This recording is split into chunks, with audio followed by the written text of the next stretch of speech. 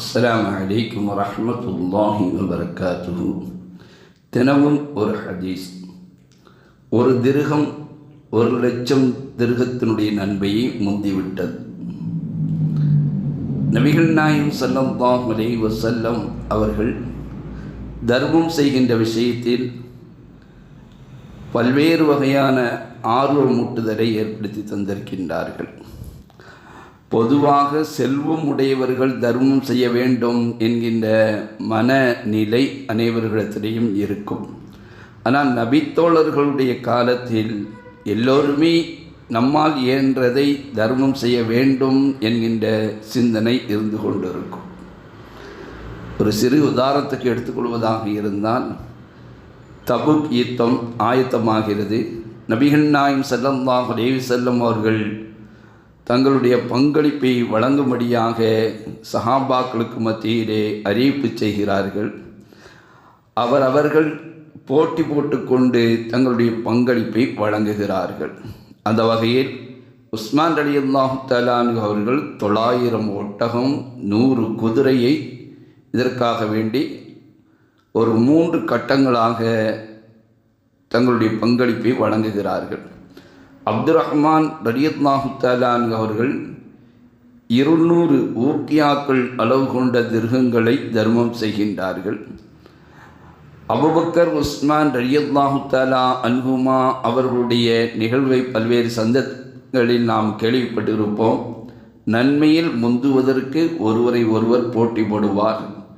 இந்த யுத்தத்தில் தான் ஸல்லல்லாஹு அலைஹி வஸல்லம் அவர்கள் செய்த அறிவிப்புக்கு தோதுவாக 2 பேர்களுமே தங்களுடைய பங்களிப்பை கொண்டு வர ஸல்லல்லாஹு அலைஹி வஸல்லம் அவர்கள் உமர் ரலியல்லாஹு தஆலா அன்ஹுவிடத்திலே, நீங்கள் என்ன கொண்டு வந்தீர்கள், என்ன செலவுக்கு விட்டு வந்தீர்கள், வீட்டில் வைத்துவிட்டு வந்தீர்கள் என்கின்ற பொழுது, பாதியை வீட்டில் வைத்துவிட்டு பாதியை கொண்டு வந்து விட்டேன் என்று சொல்ல, அபூபக்கர் சித்திக் ரலியல்லாஹு தஆலா அன்ஹு அவர்கள், அல்லாஹ்வையும் அல்லாஹ்வுடைய ரசூலையும் என்னுடைய வீட்டில் விட்டுவிட்டு மொத்தத்தையும் கொண்டு வந்து விட்டேன் என்று சொன்ன வரலாறு இந்த நிகழ்வில் நடந்ததுதான். எனவே பல்வேறு போட்டிகளுக்கு மத்தியிலே நன்மையில் முந்த வேண்டும் என்ற ஆர்வம் அவர்களுக்கு இருந்தது. சில சஹாபாக்கள் தம்மால் இயன்ற ஒரு சில முத்துக்கள் என்று சொல்லும் அளவுக்குமான கோதுமைகளையும் கொஞ்சம் பேரித்தம்பழத்தை எல்லாம் கொண்டு வந்து இதற்காக வேண்டி வழங்கியதாக வரலாற்று செய்திகளை நாம் பார்க்கின்றோம். ஆனால் செல்வமே இல்லை என்றாலும் கூட நமக்கு தர்மம் செய்ய முடியவில்லையே என்ற கவலை தான் அவர்களுக்கு இருந்திருக்கிறது. ஒரு வரலாற்று செய்தி நாம் கேள்விப்பட்டு இருக்கலாம். நபிகள் நாயகம் ஸல்லல்லாஹு அலைஹி வஸல்லம் அவரிடத்தில் சில சஹாபாக்கள் வந்து முறையிடுகின்றார்கள், நாயகமே, செல்வந்தர்கள் நன்மையால் எங்களை முந்திவிட்டார்கள். அவர்கள் தொழுகின்றார்கள், நோன்பு வைக்கின்றார்கள், இன்னபிற நன்மைகளெல்லாம் எங்களை போன்று செய்கின்றார்கள். ஆனால் அல்லாஹு தஆலா அவர்களுக்கு செல்வத்தை கொடுத்திருக்கிறான்.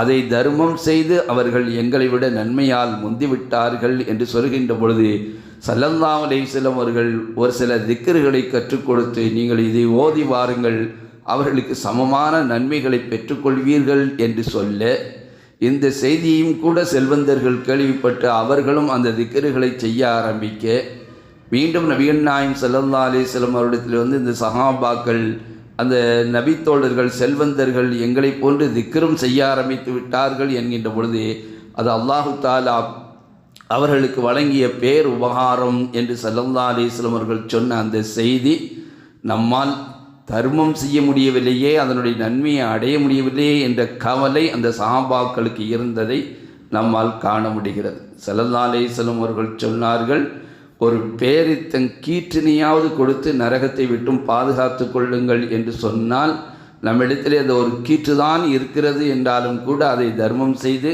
அது நரகத்தை விட்டும் நம்மை பாதுகாத்து கொள்ள வேண்டும் என்பது அந்த ஹதீஸினுடைய விளக்கமாக அமைகிறது. அப்படியானால் சிறு தர்மமும் கூட பெரு தர்மத்தினுடைய நன்மையை முந்திவிடுவதற்குண்டான வாய்ப்பு என்பது மிக பொருளாதாரத்தில் குறைந்த நிலையில் உள்ளவர்களும் கூட நம்மால் இயன்றதை தர்மம் செய்கின்றார்கள் என்று சொன்னால் அது அதிகப்படியான நன்மைக்குரியதாக கணிக்கப்படுகிறது. அதே போன்றுதான் عن أبي هريرة رضي الله تعالى عنه قال قال النبي صلى الله عليه وسلم சபக திர்ஹமுன் மியத்த அல்ஃபி திர்ஹமின். கால யா ரசூலுல்லாஹ் வகைஃப. கால ரஜுலுன் லஹு திர்ஹமானி فأخذ أحدهما فتصدق به ورجل له مال كثير فأخذ من عرض ماله 100,000 فتصدق بها. நபி ஸல்லல்லாஹு அலைஹி வஸல்லம் அவர்கள் நபித்தோழர்களோடு அமர்ந்திருக்கின்ற பொழுது இப்படி சொன்னார்கள், ஒரு திர்ஹம் 1,00,000 திர்ஹத்தின் நன்மையை முந்திவிட்டது என்று கூறினார்கள்.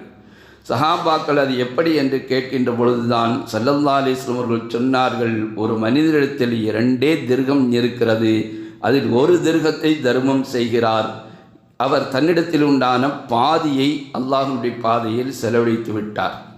ஆனால் ஒரு மனிதனுக்கு அளவுக்கு அதிகமான பொருளாதாரத்தை கொடுத்திருக்கிறான், அவர் அதிலிருந்து 1,00,000 திர்ஹமத்தை தர்மம் செய்கிறார் என்று சொன்னால் இந்த இடைவெளிதான் இவரிடத்தில் வேண்டும் வேண்டாம் என்கின்ற அளவுக்குண்டான